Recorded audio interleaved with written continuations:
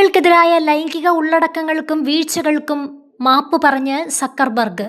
Deep fake ഉള്ളടക്കങ്ങളിൽ ഖേദം പ്രകടിപ്പിച്ച് Meta CEO mark Zuckerberg. കുട്ടികൾക്കെതിരായ ലൈംഗികാതിക്രമ ഉള്ളടക്കങ്ങളിലും സാങ്കേതിക പിഴവുകളിലുമാണ് സക്കർബർഗിന്റെ ക്ഷമാപണം. കേന്ദ്ര സർക്കാർ വൃത്തങ്ങളാണ് ഇക്കാര്യം അറിയിച്ചിരിക്കുന്നത്.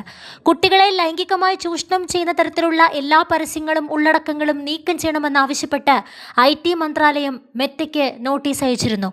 പിന്നാലെ ഇൻസ്റ്റഗ്രാം പരസ്യങ്ങൾ വഴി മെറ്റയുടെ നയങ്ങൾക്ക് വിരുദ്ധമായി കുട്ടികളെ ചൂഷണം ചെയ്യുന്ന തരത്തിലുള്ള ഉള്ളടക്കങ്ങൾ പ്രചരിച്ചത് ശ്രദ്ധയിൽപ്പെട്ടിട്ടുണ്ടെന്നും ഇത് അതീവ ഗൗരവത്തോടെയാണ് കാണുന്നതെന്നും മെറ്റ അറിയിച്ചു.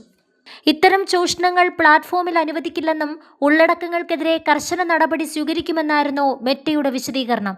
എന്നാൽ മനഃപൂർവ്വം കുട്ടികളെ ചൂഷണം ചെയ്യുന്ന തരത്തിലുള്ള ഉള്ളടക്കങ്ങൾ പ്രചരിപ്പിക്കുന്നുവെന്ന ആരോപണം അടിസ്ഥാനരഹിതമാണെന്നും മെറ്റ പറഞ്ഞിരുന്നു. ഇത്തരത്തിലുള്ള 40 ലക്ഷത്തോളം അക്കൗണ്ടുകൾ കഴിഞ്ഞ വർഷം മാത്രം തങ്ങൾ നീക്കം ചെയ്തിട്ടുണ്ടെന്നും കൂടാതെ കുട്ടികളെ ചൂഷണം ചെയ്യുന്ന തരത്തിലുള്ള 36 ദശലക്ഷം ഉള്ളടക്കങ്ങൾ നീക്കം ചെയ്തതായും മെറ്റ ചൂണ്ടിക്കാട്ടിയിരുന്നു. ഇതിന് പിന്നാലെയാണ് സക്കർബർഗ് തന്നെ വിഷയത്തിൽ പ്രതികരിച്ചിരിക്കുന്നത്. അതേസമയം പ്രധാനമന്ത്രിയുടെ പോസ്റ്റ് നീക്കം ചെയ്തതിൽ മാർക്ക് സക്കർബർഗ് പ്രതികരിച്ചിട്ടില്ല.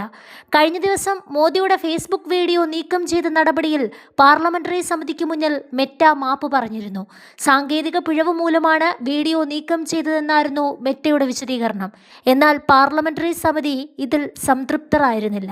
നിലവിൽ മോദിയുടെ പോസ്റ്റ് നീക്കിയതിൽ 3 ദിവസത്തിനുള്ളിൽ മറുപടി നൽകണമെന്നും അല്ലാത്തപക്ഷം നിയമ നടപടി സ്വീകരിക്കുമെന്നാണ് കേന്ദ്ര സർക്കാർ നൽകിയിരിക്കുന്ന മുന്നറിയിപ്പ്.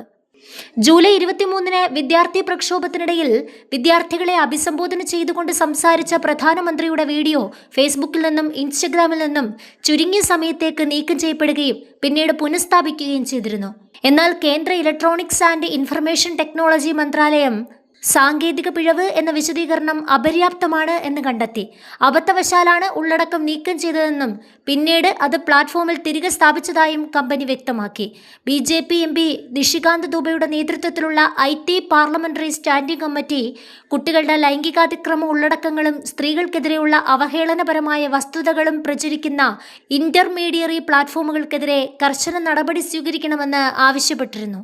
ഫേസ്ബുക്ക്, ഇൻസ്റ്റഗ്രാം, വാട്സപ്പ് എന്നിവയ്ക്ക് കോടിക്കണക്കിന് ഉപയോക്താക്കളുള്ള മെറ്റയുടെ ഏറ്റവും വലിയ വിപണിയാണ് ഇന്ത്യ.